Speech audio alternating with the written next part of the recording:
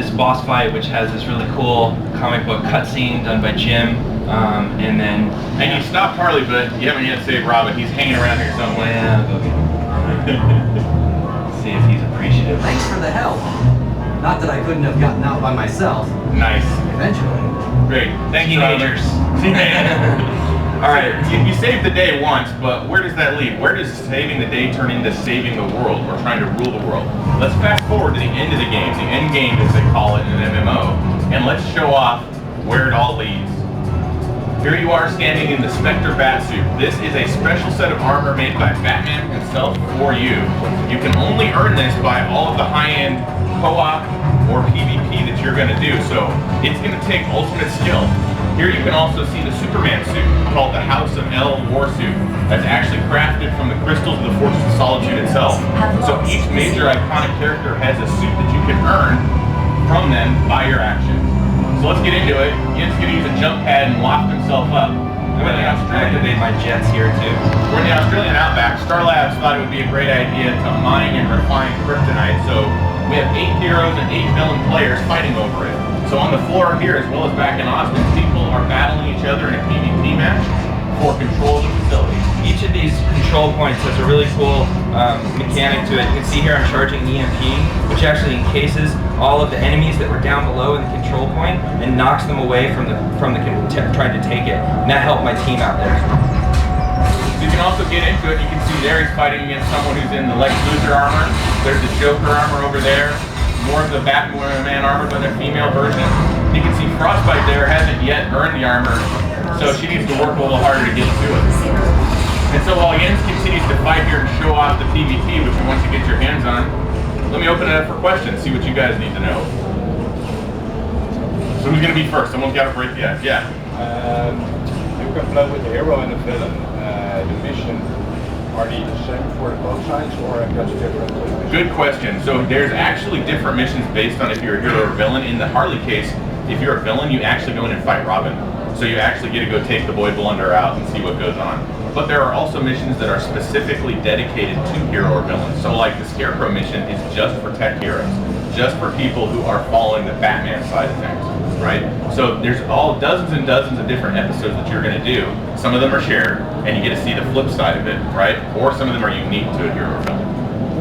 And here's just the briefing site. It looks like the match is restarting. You can see some of the other characters that are in here. Dragon Lizard is just a guy who comes out of our character create, but you can see some of the other iconic suits there. Here's the female version of the Batman suit. That's the Wonder Woman one. And the colors are totally up to you, right? So you change that, and that's to your style. It'll inherit where you go. You got a question? Yeah, can you switch between being a villain and a hero? No, you have to choose to be a hero or villain right from the outset. The main reason for that is the DC heroes and villains are pretty much who they are, right? Like, Batman is a good guy, Superman is a good guy. So what we want to do is make sure you know, this is sort of an introduction, right? There's so many great characters, we want to get you introduced. And remember, we're going to go and keep adding to this game for years.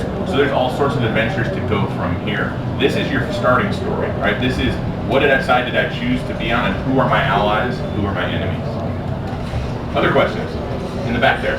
PS3 and PC players, are they going to be on the same servers, or is it separate worlds? No, they're separate servers. So if you play PS3 right now on a PC, I can put it down. Yeah, I can put it down right away, and on the fly, my interface changes over to a PC interface. You can see the powers on the bottom, and the prompts are now keyboard-based. Whereas if I go ahead and change, you can see they go back over to being the PlayStation. So you can play it however you want to, right? Even I suppose you could put a Bluetooth keyboard under your PS3 if you wanted to. Yeah.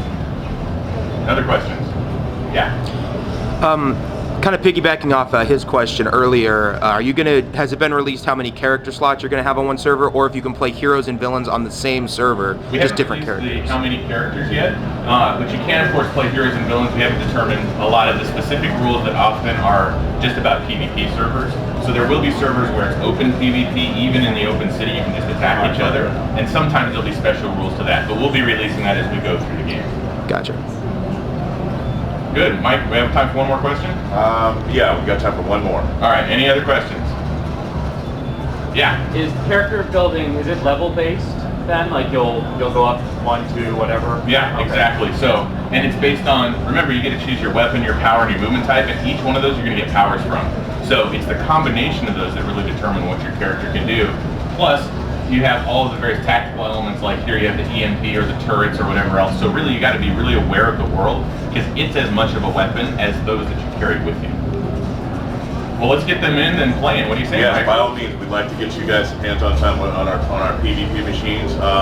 For those of you who are here from the media and need screenshots or need a version of the E3 trailer we showed you at the beginning of the demo, at the front desk, they have information on our FTP website where you can download assets for DC Universe Online and all the titles that we're showing here at E3 this year. Well, thanks, everybody. Thank you so much. Yeah, thanks for checking it out. Play it.